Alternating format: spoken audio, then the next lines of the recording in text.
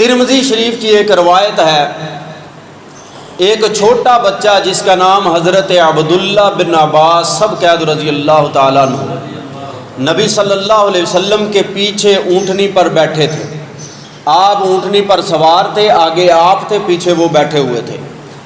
آپ نے کہا کہ اے عبداللہ، اس وقت ان کی عمر کوئی 12-13 سال ہوگی، انی اعلمک بکلمات، میں تمہیں چند کلمے نہ سکھا دوں؟ اور ساتھ میں دیکھیے کہ بچے سے کتنا پیار ہے اور بچے کی نفسیات کے مطابق بات ہو رہی ہے۔ ہماری طرح ہر وقت بچوں کو ڈانٹ ڈپر اور نصیحت نہیں۔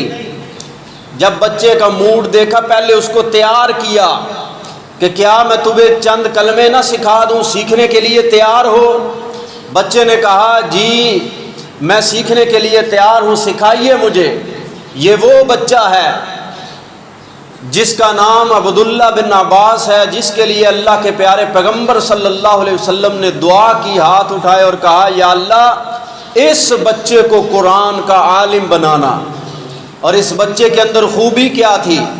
ایک دفعہ اس بچے نے ضد کی، کہنے لگے کہ میں اپنی خالہ کے گھر رہوں گا۔ نبی صلی اللہ علیہ وسلم ان کے خالو لگتے تھے کہ میں اپنے خالو کی عبادت دیکھوں گا کہ میرے خالو رات کو کیسی عبادت کرتے ہیں۔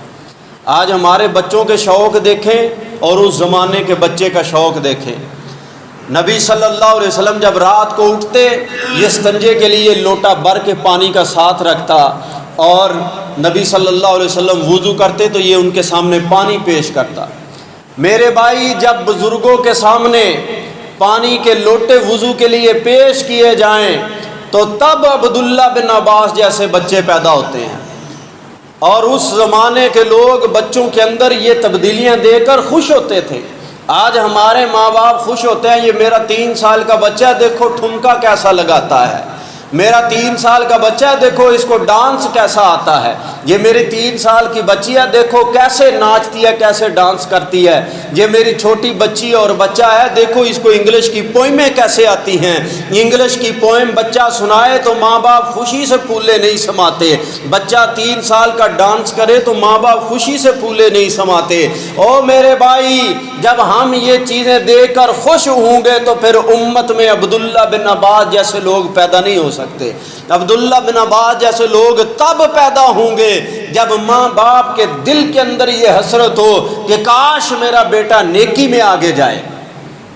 نیکی میں آگے جانے کی حسرت ہوگی تو بیٹا اور بیٹی نیکی میں آگے جائیں گے۔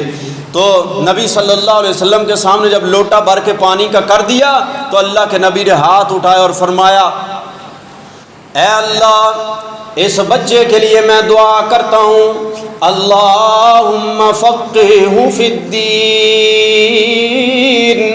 اے اللہ اس کو دین کی سمجھ عطا فرما، اللہم علمہ الکتاب،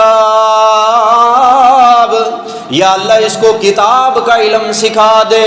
تو میرے بھائی، لکھنے والوں نے لکھا کہ عبداللہ بن عباس کے حق میں نبی کی یہ دعا اتنی قبول ہوئی، آج قرآن کی کسی آیت میں کوئی بندہ اگر اس کی تشریح دیکھنا چاہتا ہے، کسی اور سے تشریح نہ ملے تو تفسیر ابن عباس میں اس کی تشریح مل جائے گی۔ اور یہ حبر الامت ہے، امت کا عظیم سکالر ہے، اتنا بڑا عالم، اللہ کے پیارے پیغمبر کی دعا پیچھے کیا تھی؟ خدمت، بڑوں کی خدمت، بزرگوں کا ادب، بزرگوں کی تعظیم۔ آج بڑوں بوڑھوں کی خدمت ہی نہیں رہی، علماء کی خدمت ہی نہیں رہی، بڑوں کی تعظیم ہی نہیں رہی، تو کہاں سے بچے عبداللہ بن عباس جیسے ہوں گے؟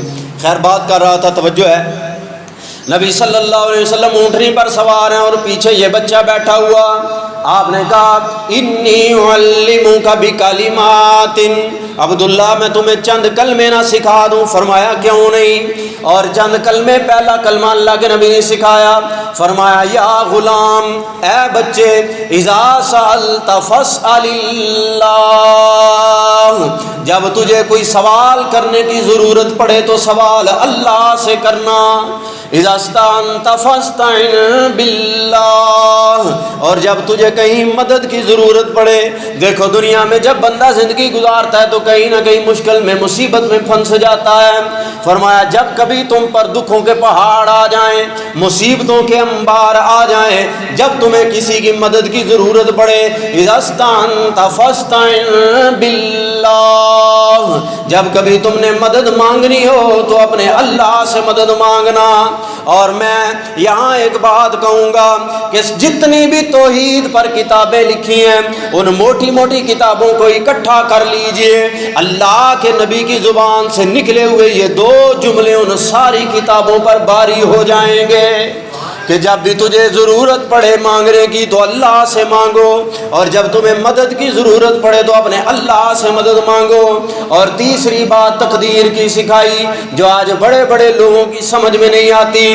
فرمایا یا غلام، اے میرے بیٹے، اے میرے غلام، تیسری بات میں سکھانا چاہتا ہوں کہ میاں ساری دنیا مل کر اگر تیرے لیے نفع کا انتظام کرے تو جتنا اللہ نے قد کتب اللہ لک، جتنا اللہ نے تیرے مقدر میں نفع لکھ دیا اس سے زیادہ نہیں دے سکتی. اور اگر ساری دنیا تجھے نقصان پہنچانے پر مصر ہو جائے، ارادہ کر لے کہ اس بندے کو نقصان پہنچانا ہے اور ذلیل کرنا ہے، قد کتب اللہ لک، ساری دنیا اگر چاہے نقصان پہنچانا، جتنا اللہ نے تیرے مقدر میں لکھ دیا اس سے زیادہ نہیں پہنچا سکتے.